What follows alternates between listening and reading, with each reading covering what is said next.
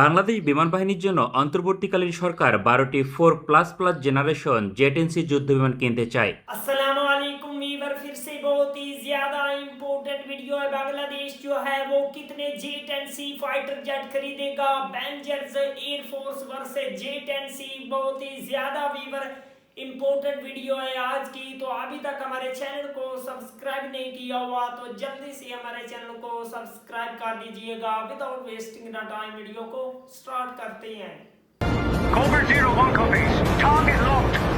বাংলাদেশ বিমান বাহিনীর জন্য অন্তর্বর্তীকালীন সরকার 12টি 4++ জেনারেশন জেট-এনসি যুদ্ধবিমান কিনতে চায়। এ বিষয়ে প্রধান উপদেষ্টা ডক্টর মোহাম্মদ ইউনূস চীনের প্রেসিডেন্টের সাথে সরাসরি আলোচনা করেছেন। তাই আজকের প্রতিবেদনে তুলে ধরব কেন 12টি জেট-এনসি কিনতে চায় বাংলাদেশ এবং এই যুদ্ধবিমান প্রতিপক্ষ ভারত এবং মিয়ানমারের মোকাবেলায় কতটা কার্যকর হবে।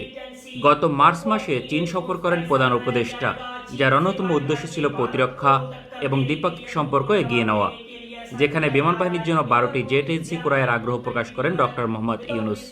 এ বিষয়ে পজিটিভ মতামত দিয়েছেন চীনের প্রেসিডেন্ট শি জিনপিং। বাংলাদেশ মাত্র 12টি জেট-এনসি ক্রয় করতে চায়, তার অন্যতম কারণ এটি এমআরসিএ টেন্ডারের আওতায় ক্রয় করা হবে না, বরং বাংলাদেশ বিমান বাহিনী বর্তমানে 36টি F-7 ফাইটার অপারেট করে সেগুলোকে রিপ্লেস করবে, কারণ এগুলো পুরনো হয়েছে সাম্প্রতিক সময়, যার একটি মাইলস্টোন কলেজে বিধ্বস্ত হয়েছিল। তাই ধারাবাহিকভাবে 3 ধাপে 12টি করে G2G চুক্তির আওতায় মোট 36টি জেট-এনসি যুদ্ধবিমান কিনবে বাংলাদেশ। অতীতেও F-7 ফাইটারগুলো সরকার টু সরকার চুক্তির মাধ্যমে কিনেছিল। অন্যদিকে এমআরসিএ বাংলাদেশ বিমান বাহিনীর আলাদা একটি প্রকল্প, যা ওপেন টেন্ডারের আওতায় ক্রয় করা হবে, অর্থাৎ এখানে প্রতিযোগিতা হবে এবং সবচেয়ে ভালো ফলাফল করবে যে যুদ্ধবিমান সেটাই ক্রয় করবে বিমান বাহিনী, যার আওতায় 16টি যুদ্ধবিমান কিনবে। সুতরাং জেট-এনসি ক্রয় করা হচ্ছে শুধুমাত্র F-7 ফাইটারকে রিপ্লেস করার জন্য। সরকার নিঃসন্দেহে বিমান বাহিনীর পরামর্শ অনুযায়ী সিদ্ধান্ত নিয়েছে। বাংলাদেশ বিমান বাহিনীর নিকট F-7 রিপ্লেস করার জন্য একাধিক অপশন ছিল। এই তালিকায় ছিল যুক্তরাষ্ট্রের F-16, সুইডেনের গ্রিপেন এবং পাকিস্তানের JF-17 ফাইটার। তবে যুক্তরাষ্ট্র এবং সুইডেনের যুদ্ধবিমান অপারেট করে বাংলাদেশ অভ্যস্ত নয়, ফলে তা ক্রয় করতে হলে বড় ধরনের অবকাঠামো উন্নয়ন এবং প্রশিক্ষণের মধ্য দিয়ে যেতে হবে, যা হবে ব্যাপক ব্যয়বহুল। ফলে বাংলাদেশ বিমান বাহিনী চীনের অপশনই নির্বাচন করে। যদিও পাকিস্তানের JF-17 আরও সাশ্রয়ী বিকল্প ছিল, তবে বাংলাদেশ বিমান বাহিনী বরাবরই আধুনিক সমরাস্ত্র ক্রয় করতে আগ্রহী।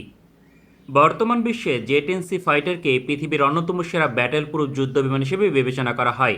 ফলে প্রতিপক্ষ ভারত এবং মিয়ানমারের জন্য বড় ধরনের চ্যালেঞ্জ তৈরি করবে বাংলাদেশ বিমান বাহিনী। জেট-এনসি এবং PL-15 এয়ার টু এয়ার মিসাইলের কম্বো দক্ষিণ এশিয়া এক প্রকার অপ্রতিদ্বন্দ্বী, যার প্রমাণ সাম্প্রতিক সময় দিয়েছে পাকিস্তান বিমান বাহিনী।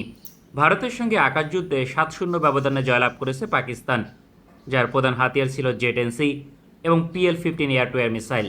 ভারতীয় বিমান বাহিনী রাফাল, সুখোই এবং মিগের মতো আধুনিক চতুর্থ প্রজন্মের যুদ্ধবিমানকে ধ্বংস করেছে।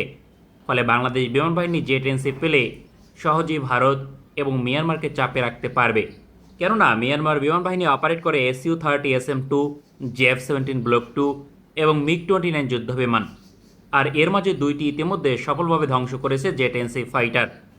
তাছাড়া মিয়ানমারের JF-17 ব্লক 2 যুদ্ধবিমান জেট-এনসি ফাইটারের সামনে কোনোভাবেই টিকবে না, কেননা মিয়ানমার পেয়েছে PL-12 air two air missile, পাশাপাশি সক্ষমতার দিক থেকে অনেক পিছিয়ে। অন্যদিকে ভারতের সকল যুদ্ধবিমানকেই পরাজিত করেছে জেট-এনসি ফাইটার। পাকিস্তানের অসাধারণ সফলতার জন্য জেট-এনসি ফাইটারের কাস্টমাইজেশন গুরুত্বপূর্ণ ভূমিকা রেখেছে। ফলে পাকিস্তানের পরামর্শে একই ধরনের কাস্টমাইজেশনের পথে যাবে বাংলাদেশ বিমান বাহিনী। দেশটি তাদের চাহিদা অনুযায়ী একাধিক ইস্যুতে তুলনামূলক শক্তিশালী আভ্যন্তরিক যুক্ত করেছে।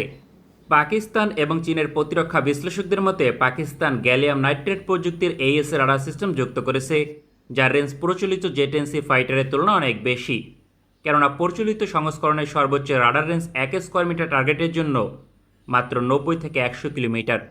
ভারতীয় রাফাল যুদ্ধবিমানের রাডার ক্রস সেকশন মাত্র 1 স্কোয়ার মিটার কিংবা তার চেয়েও কম। ফলে প্রচলিত রাডার সিস্টেম থাকলে জেট-এনসি ফাইটার রাফালের বিপরীতে জয়লাভ করতে পারবে না, কেননা রাফাল যুদ্ধবিমানে রয়েছে RB-2 AES রাডার সিস্টেম, যার রেঞ্জ 1 স্কোয়ার মিটার টার্গেটের জন্য 110 থেকে 150 কিলোমিটার পর্যন্ত। সুতরাং রাফাল যুদ্ধবিমানের জয়লাভের সম্ভাবনা বেশি থাকবে। আর এটি বিবেচনা করে কাস্টমাইজ রাডার সিস্টেম যুক্ত করেছে পাকিস্তান, যার রাডার রেঞ্জ 1 স্কোয়ার মিটার টার্গেটের জন্য 150 থেকে 170 কিলোমিটার কিংবা তার চেয়েও বেশি। পাকিস্তান আরও যুক্ত করেছে গুরুত্বপূর্ণ অ্যাভিওনিক্স, যা প্রতিপক্ষের মিসাইল থেকে আত্মরক্ষায় গুরুত্বপূর্ণ ভূমিকা রাখতে সক্ষম। তবে সবচেয়ে game changer PL-15 air two air missile. এর সমগোত্রীয় একমাত্র মিসাইল মিটিওর, যা ভারতীয় বিমান বাহিনী ফ্রান্স থেকে পেয়েছে, যার রেঞ্জ 100 কিলোমিটার। বিপরীতে PL-15E অর্থাৎ এক্সপোর্ট ভার্সনের রেঞ্জ 145 কিলোমিটার প্লাস, তবে এর অরিজিনাল ভার্সনের রেঞ্জ 200 किलोमीटर কিংবা তার চেয়েও বেশি। डेफिनेटली वीवर काफी सारी तादाद में J-10C फाइटर जेट को बांग्लादेश की एयरफोर्स में ऐड किया जाना चाहिए। बांग्लादेश को J-10C को बाय करना चाहिए। 4.5 जनरेशन का बहुत ही ज्यादा शानदार किस्म का ये फाइटर जेट है और इसमें बहुत ही ज्यादा शानदार किस्म के रिडार भी नस्ब किए गए हैं, जो फिजा से फिजा और फिजा से जमीन पर भी मार कर सकता है। बहुत ही ज्यादा आला किस्म का, बहुत ही ज्यादा पावरफुल किस्म का ये फाइटर जेट है। बांग्लादेश को इस फाइटर जेट की नीड है, तो डेफिनेटली बांग्लादेश को जल्द अपनी एयरफोर्स में ऐड कर लेना चाहिए। मिलते हैं आपसे नेक्स्ट वीडियो में इंशाल्लाह, तब तक के लिए अल्लाह हाफिज।